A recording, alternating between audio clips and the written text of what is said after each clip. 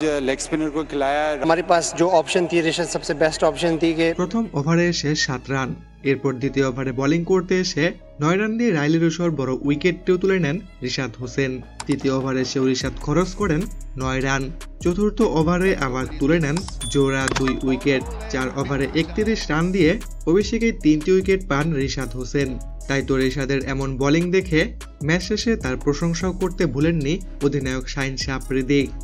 উপস্থাপক রিশাদ হোসেনকে একাদশে রাখার ব্যাখ্যা চাইলে শাহিন শাহ আফ্রিদি বলেন, রশিদ খান না থাকায় তার জায়গায় আমরা রিশাদকে বেছে নিয়েছি।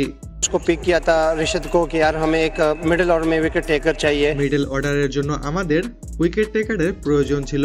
আমাদের কাছে যতগুলো অপশন ছিল তাদের মধ্যে রিশাদ সবথেকে সেরা অপশন ছিল। আজকে সে সেটা করেও দেখিয়েছে। उसने काफी अच्छी बॉलिंग की है।